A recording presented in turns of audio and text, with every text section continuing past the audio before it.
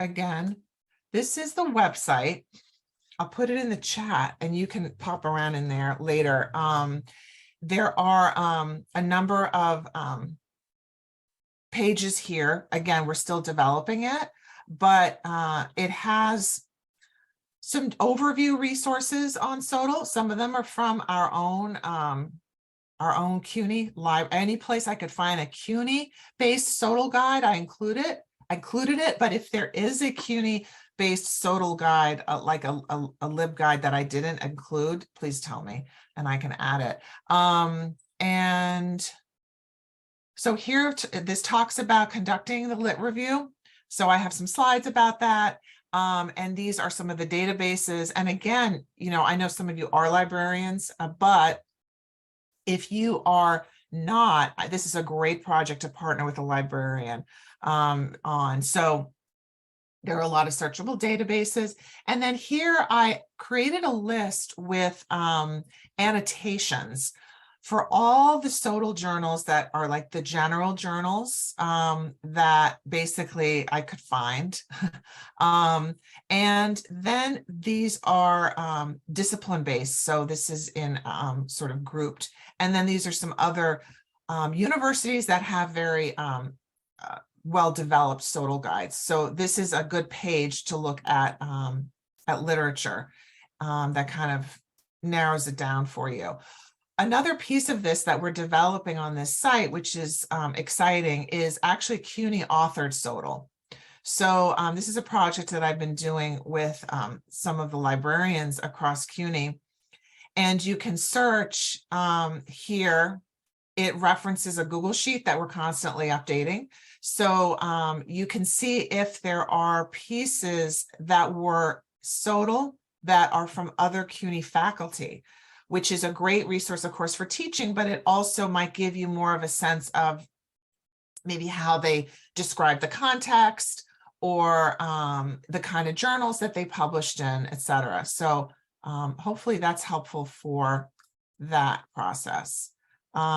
Yes, SoTL journals related to nursing. Let's take a look here. I'm gonna read it to you, and you can also follow along. And I want you to think about, is this a SoTL study? So students in Department X are consistently lacking writing skills when they enter their second year of studies. As part of the departmental review, a group of instructors decide to create a first-year writing intensive course to help support students.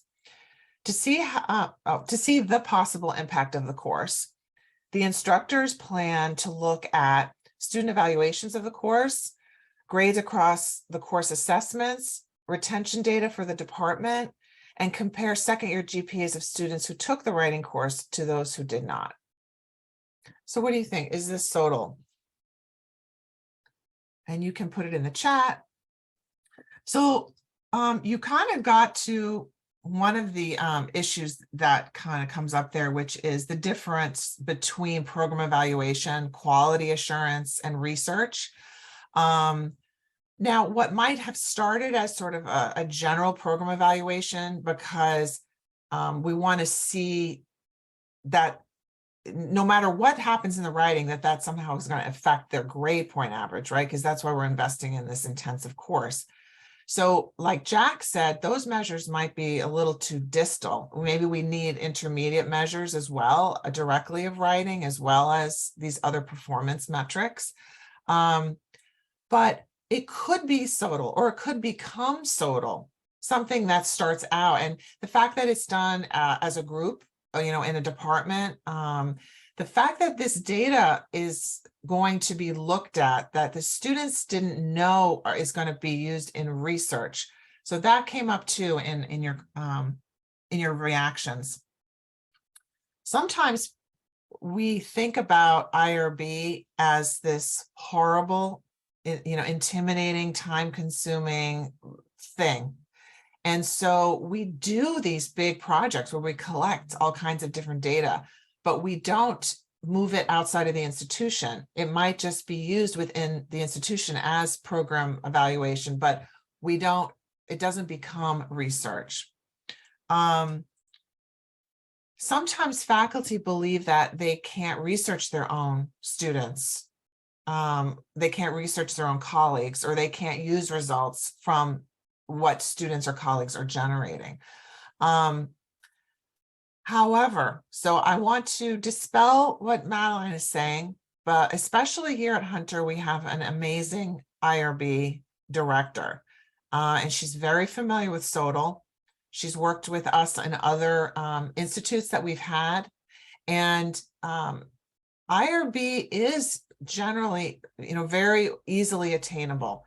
But of course, we have to think about a few different concerns as we are entering into a project like this, where we want to look at some kind of impact of an intervention, but we do have in mind the publishing process. So like Madeline says, it is. Every time I do a workshop like this, people are like around CUNY, oh, it's terrible, you can't get IRB and it blah, blah, blah.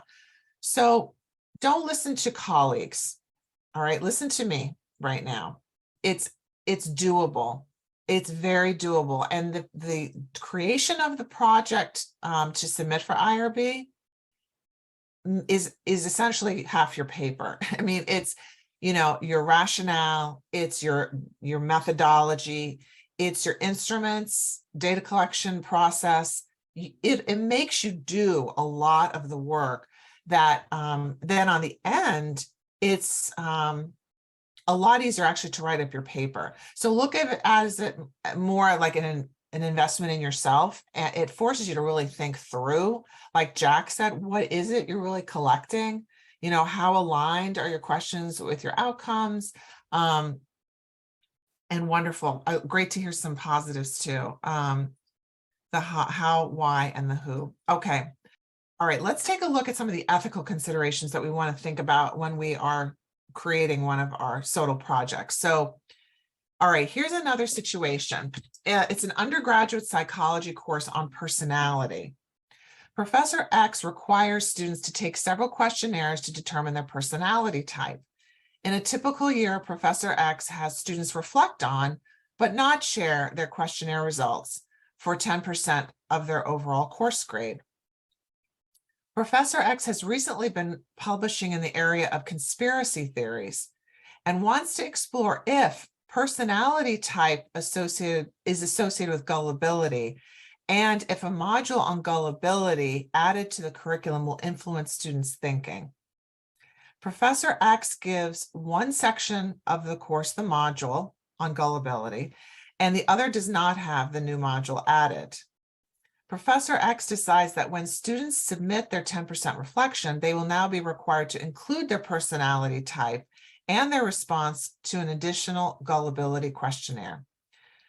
Aside from presenting at a local teaching conference, Professor X plans on discussing the results during class time, but will not reveal the students' names.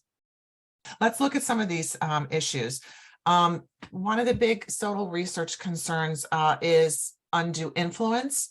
Do students feel safe saying no to participating? That goes to what Jack just mentioned. Do students have a choice to participate?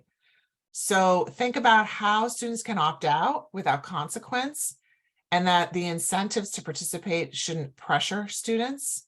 So these are questions you want to think about, of course, in a position of authority working with student participants. Number two, informed consent.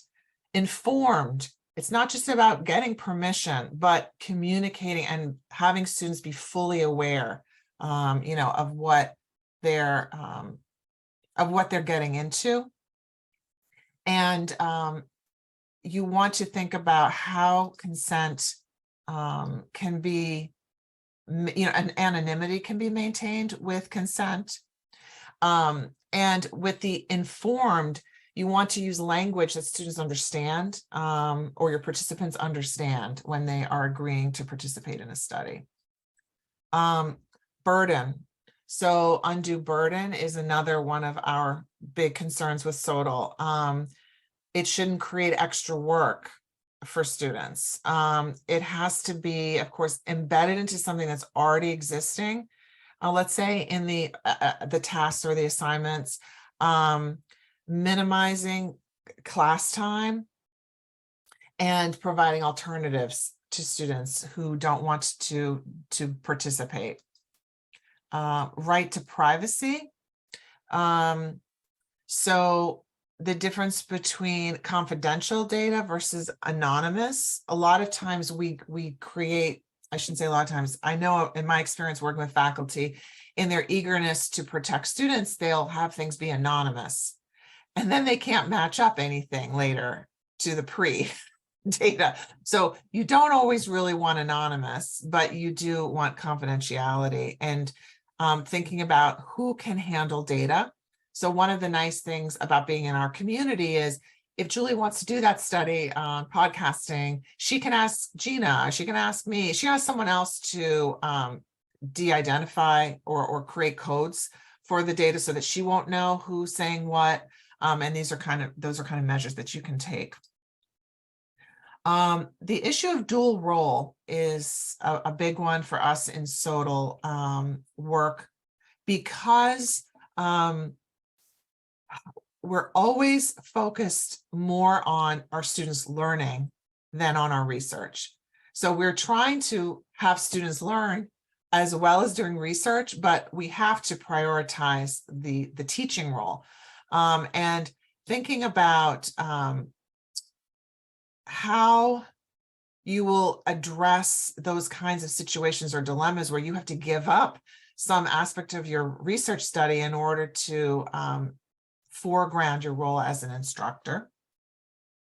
So all of this, I think, came up in that study. I'm just going to go on because I know we're almost out of time. Another issue is self-reflection. Sometimes, let's say you are going to reflect on an initiative that you did. So let's say Gina designed a completely online program, and she's going to go back through the steps she took and some of the learnings that she discovered. There might be some artifacts from students from over the years, or some of the adjuncts who taught with in this program, or some of these things may not need IRB. And they'll need to go through IRB and be exempt, but they may not need any kind of permissions or consent, because we may not be able to collect anything based on a particular person. We may not be able to find them anymore to even get consent.